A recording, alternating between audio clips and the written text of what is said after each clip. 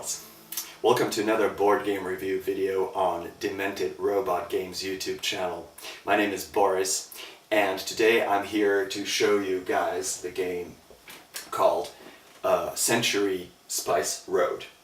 Now this game is the first game in a series of games, actually a trilogy of games that are yet to be released. So far we only have this one, but there are two more to come up, okay? So this game is a 2 to 5 player card game. I would say it's a combination between a resource management game and a little bit of a deck building. I cannot really decide which genre to put it in exactly, but you will see how it works. This is a card game, a relatively small, compact, portable, quick game. You will play it quickly, it will be very fluent. In this game, you will be a spice trader. This game takes place in the old world, when spice trade was really lucrative, and in Europe, spices that came from the East were almost as valuable as gold. Okay, so there were traders, these caravans who brought spices from Far East to the Mediterranean Sea, trying to earn as much money and renown as they can. In this game, you will take on a role of one of those caravan leaders who is going to gather as much money, power, wealth, and renown, of course, as you possibly can, to be the best trader in the game. This will be measured by points, so over the course of the game you will do various different stuff to gain as many points as you can. Whoever has the most at the end of the game will be the winner. Over the course of the game you will play cards on the table for their special abilities. You will try to meet these demands which will bring you points. You will refresh your cards, you will trade spices, buy them, sell them, transform them, trade them. You will do whatever you can to try to meet these demands and meet these orders as best as you can, because that's how you're going to earn points. At the end of the game, if you are the guy with most points, you will be celebrated as the winner. So that's a very general concept of the game. In the next section, I will try to explain to you guys how this game works. So let's do that.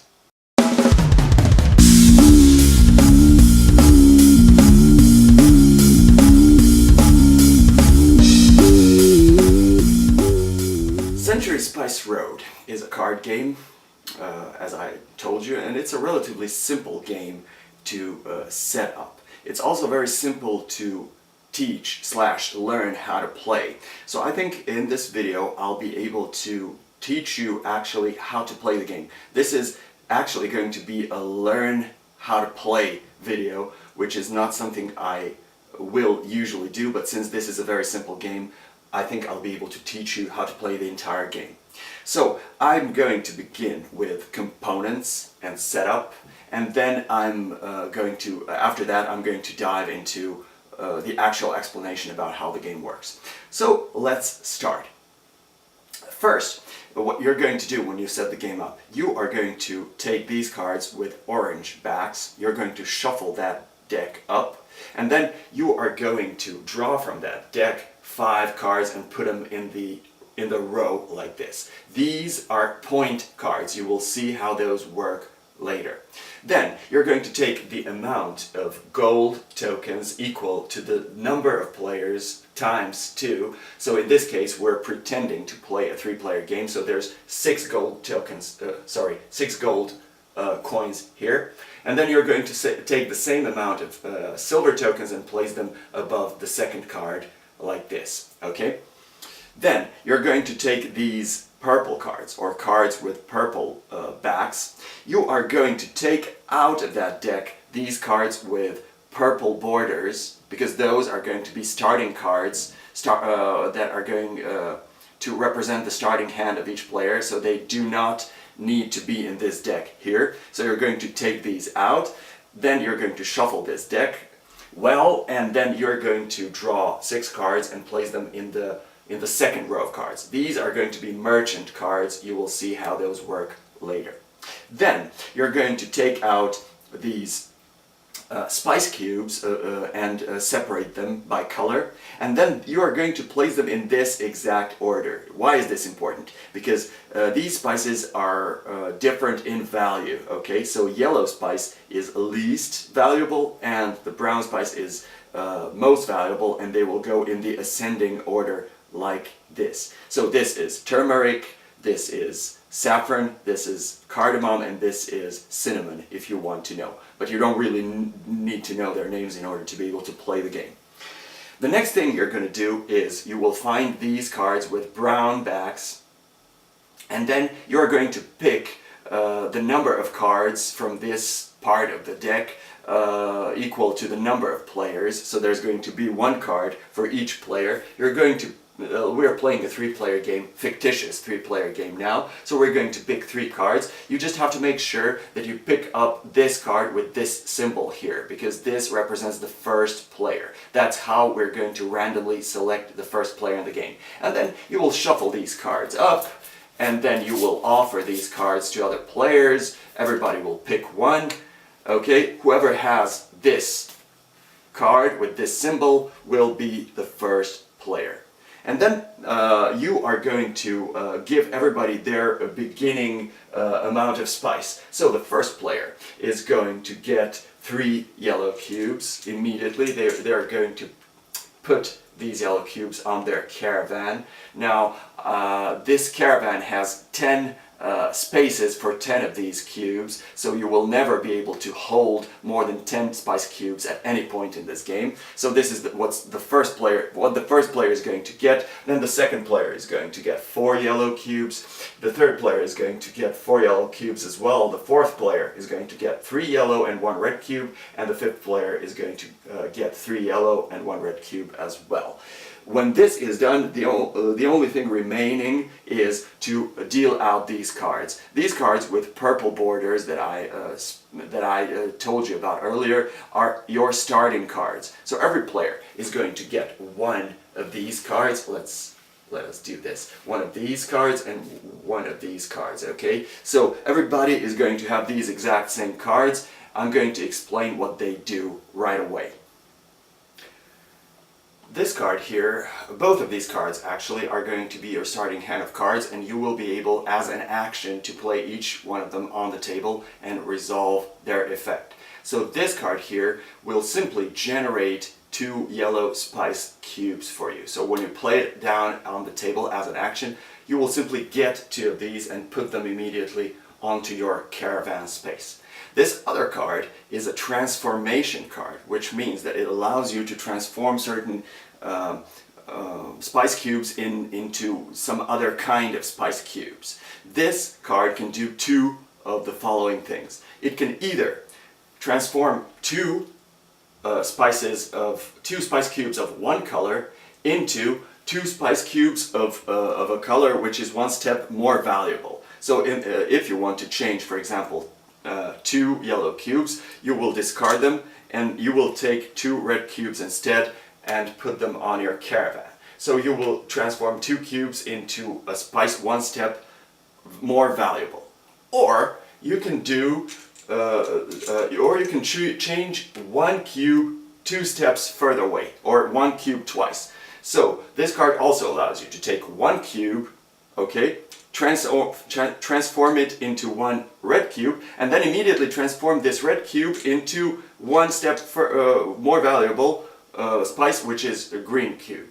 So you will either change 2 cubes 1 step further, or 1 cube 2 steps further. That's essentially what this card does. This is your starting hand of cards. This is what you will begin with. Over the course of the game, you will gain more of these cards from this row. But I will explain that when I start explaining how the game works. So this is the setup for you guys. When you have done all of these things, finishing with these cards that everybody gets, you can start playing the game.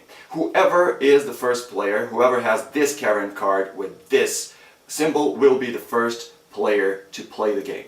Now, the actual gameplay is very simple. The first player will perform one action and one action only, and then the play will go in the clockwise direction around the table. Everybody will perform only one action, and the play will go further. So the gameplay will go around the table in this direction for an unlimited amount of times until the end game condition is triggered.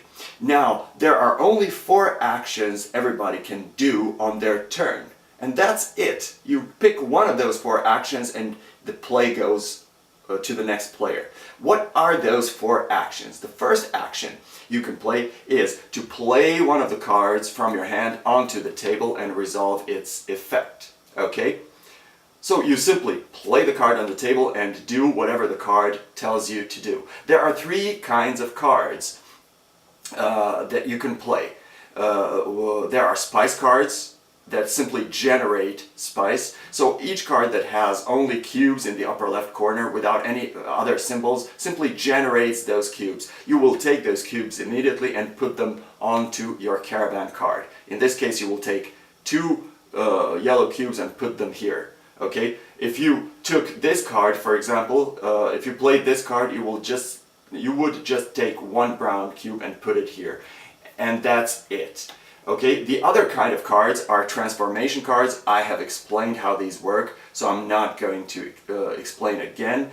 These are the icon will contain green cubes and the upward arrow. That's how you're going to recognize those cards. And the third kind of card that you can play is the trading card, which basically contains 2 parts. Certain amount of cubes of certain colors, and then the downward arrow, and then some other cubes. Okay, this is one of the trading cards. If you play this, you will get rid of 4 yellow cubes in order to receive 1 green and 1 brown, and that's exactly what you're going to do. Those are 3 kinds of cards you can play down on the table. When you play the card down on the table, it stays on the table until further notice. You will see how that works. So that's the first action you can do, playing a card on the table for its effect. The second action you can do is to take a point card. Okay? This is the final goal of the game. You have to meet these demands and get points for that. So if you can meet the demand expressed in the lower portion of the card, you will get rid of that exact combination of spices from your caravan, and you will take that card into your possession, and at the end of the game you will receive that exact amount of points for that card. You will place that card face down in your play area, and that's it.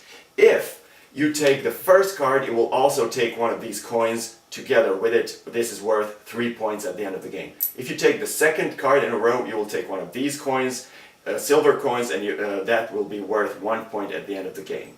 Okay? But you can take any of these cards, basically, as long as you can meet the demand.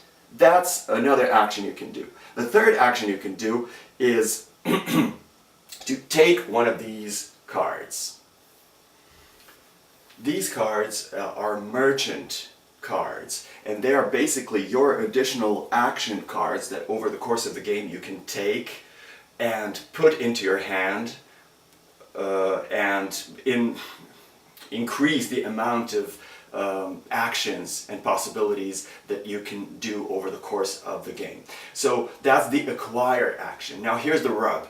The first card, and only the first card, the leftmost card in this row, is free of charge. So you can take this one into your hand and pay nothing for it. But if you want to take any other card in a row, beginning with the second card and any of these cards, you will have to pay for it.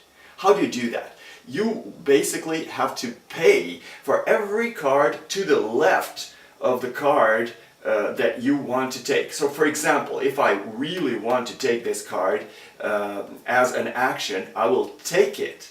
But in order to take it, I will have to pay 1 spice cube for every card to the left of it. So in this particular case, if I want to take this card, I will have to place 1 cube on this card and 1 cube on that card, and only then can I take this card and put it into my hand. Now the next player or players who take this card or this card will take that card together with the spice cube. So they will basically earn 1 spice cube by doing that. So if you are really desperate to take a card which is not the leftmost card, you will have to pay for each card on the way to that card, basically. Okay? When the card is taken, all the cards to the right of the empty space are slided to fill the gap, and then the new card is replenished like this, and that's it. This card, from that moment on, is a part of your hand, and you can play it down on the table for its effect. And then there's the fourth and final action in this game, which is rest.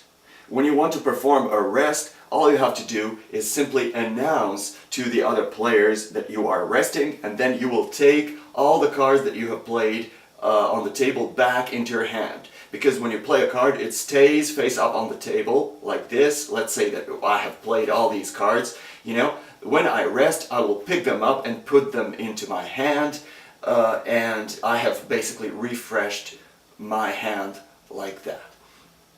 And that's it, boys and girls. That's how you play the game. Yeah, when you refresh, you can refresh anytime you want. You do not have to spend all your cards to be eligible to rest. You can rest at any time, you know, either if you run out of cards or when you want to, basically. And that's basically all you can do. Beginning with the first player, everybody will take one of these 4 actions that I have just described, and then give the play over to the next player to the left. So the play will go in clockwise direction as long as it takes for the endgame condition to be met.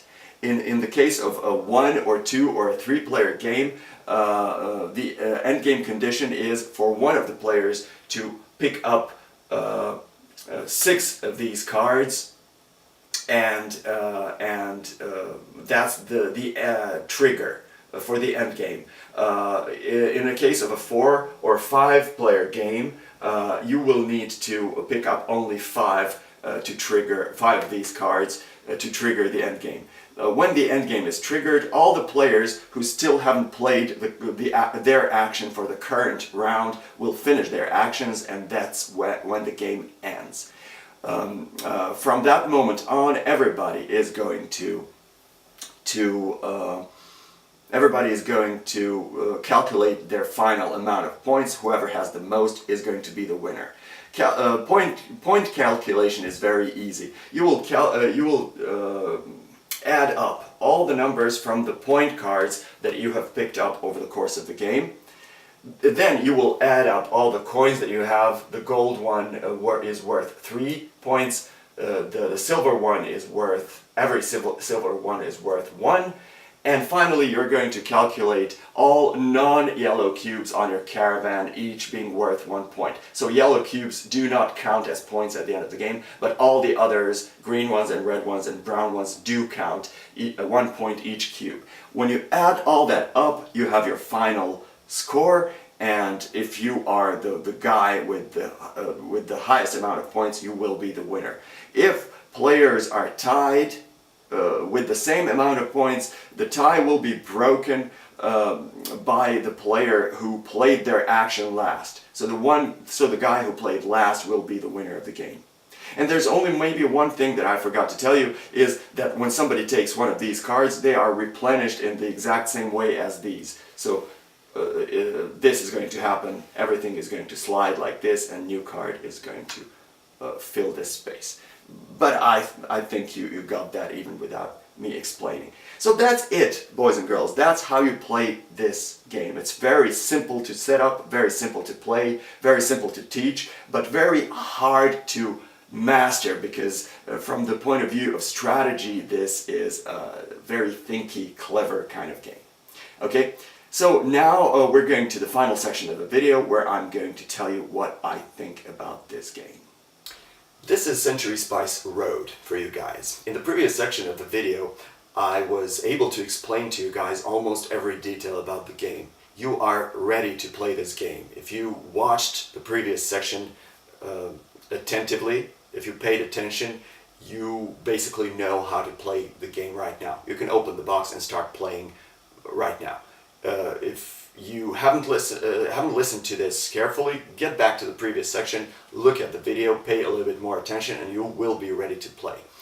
I will try to explain what I think about this game in random order. You guys have probably noticed that I don't script my videos. I use my own words, I make my mistakes, I correct myself. That's just the way I like doing things. I like being natural, okay? So I'm just gonna mention things that I like or dislike about this game in my own way, in my own order, but you will get the point, okay? Now, let me start first with things that I like about the game. First and foremost, what I like the best about this game is the fact how small and compact and portable it is. How easy and quick it is to set up. How easy and quick it is to teach. You can set the game up and teach somebody who's never played the game before within 10 minutes and you are ready to play. And once you do start playing, the game goes around the table very quickly, you know, because you will only take one action, that's going to take you a couple of seconds, and then the game passes on to the next person to your left. So the game goes really quickly, there's zero downtime, so nobody has a feeling they're wasting time or that they have to wait for who knows how long before their turn comes again. Everything's really quick and compact that way. That's a great thing about this game, okay? The second thing I like about this game is, of course, the gameplay. This is a very clever way. This is a very clever game. Century Spice Road is clever, it's puzzly, it's thinky. There's a lot of strategy involved, let me tell you. This game is a typical example of a game that is easy to teach or learn, but very difficult to master. And that's really the case. Because basically you will take one action during your turn, and you have 4 different actions on offer. So basically, you can learn the game extremely quickly, but tactical possibilities that you have in this game are amazing. You know, so your thinking process has to be really, really elaborate. You need to have some sort of strategy, and that's where the beauty and at the same time the difficulty of this game lies. Okay, so the gameplay is quick, fast, very strategic, very thinky, but at the same time it's not overbearing. It will not fry your brain, which is also a nice thing, okay? So that's a very beautiful thing about this game. It's a clever game. You will have fun playing it, I'm almost certain of that. What I like about this game as well is the component quality and production value, which is really great. Those plastic trays that you see, that you can see in the previous session of the video, where the cubes, spice cubes were placed in, actually come in the box. You're getting those 4 plastic trays inside of this small box. So it's a great thing. Those tokens, those coins that you saw are actual metal coins. That's not cardboard, that's metal. Cards are huge. Those are tarot-sized cards, and I cannot tell you how much I appreciate the size of those huge cards in my hand. There's so many card games out there that are great, but the cards are just too small. Okay, so that's a great thing about the game as well. I like the component quality and production value of this game. But there's a couple of things that I do not like. Those are minor issues, but I have to say them anyway. So the first thing is the visual appearance of this game. Okay, visual appearance is always a superficial thing, but let's be honest, okay? A beautiful looking game is better than the game which is not beautiful. Now, I'm not saying this game is ugly, don't get me wrong, but it looks to me a little bit outdated. When I look at those cards, they look to me as something that was printed in the 80s. Maybe that's just my personal taste. You know, if your taste is different, then simply disregard what I said. Tastes are something that should not be discussed. My taste is different than yours, and that's okay. But for me personally, since this is my personal subjective opinion, the game looks a little bit outdated. The box looks fine. The illustration on the box, the artwork is great. And that's also one weird thing. There's a huge contrast between what you see on the box and when you open it, the game looks a little bit old, outdated. Having said that, it's not a huge issue, really. the game still works the same and would be working the same even if the game looked different. So it doesn't really matter, but I just wanted you to know what I thought about that aspect of the game. Now, the next thing, the theme. The theme is also something that I'm not in love with in this game. Not because the theme itself is bad, it's just that it's very weak. This is practically a themeless game. The whole merchant thing is only there on the surface. The theme is very thinly spread across this game, but it's not essential to the game. You could take any other random theme and just slap it on and the game would still work exactly the same. So the theme is not important really. And besides, once you start playing 1 or 2 turns into the game, you completely forget about merchants and caravans and east and spice and whatnot. All you all you get absorbed in are the cubes and colors and combinations. So 1 or 2 turns into the game, the theme just disappears, just like that, and this becomes a purely mathematical puzzle, I would say. It almost becomes an abstract game, in spite of the fact that it has some sort of theme. So the theme is very weak, almost non-existent for me personally, and I do like thematic games, so this is a minor issue for me. Of course the game still plays well, so that's okay. And then finally, there's an issue which may not be an issue if you learn how to use this game properly. It's an issue of this game becoming repetitive, okay? If you abuse this game, if you overplay this game, it will become repetitive, and there is a high possibility of you burning out on this game. Okay? If you play too many games in a row, you will burn out on the game. It will become repetitive, and you won't enjoy it anymore. Because, as I said, the theme is weak, and 1 or 2 turns into the game, it becomes purely mathematical. It becomes pure puzzle, okay? So, my advice to you, if you want to listen to it, do not play too much of this game. Play a game or 2, and then pack it back in the box. You know, enjoy your experience. Do not overplay it if you don't want to burn out on it. So if you use this game correctly, that will not happen, and this will not be an issue. And that's it, boys and girls. More or less, this is my opinion about the game. I do like it. It is fun. I do approve of it. It's a good game. Fun game. Do not expect it to be the best game in the world or the best game you own, but it will be fun if you use it correctly and if you do not allow yourself to burn out on it. Okay? So if you use it and for what it is, and if you take it for what it is a game that deserves your attention. That's it. That's my opinion of the game. You don't have to listen to it. Just, you know, if you like how it plays, just pay attention to it, try it out. If you like it, you buy it, and that's it. Okay? Thanks for watching. Thank you for watching. Again, I have to tell you how much I appreciate all of you guys who watch my videos and like them and subscribe them. If you're new to my channel, check out the rest of the videos. And that's it. I will come back to you shortly with some new exciting content. Until then, goodbye.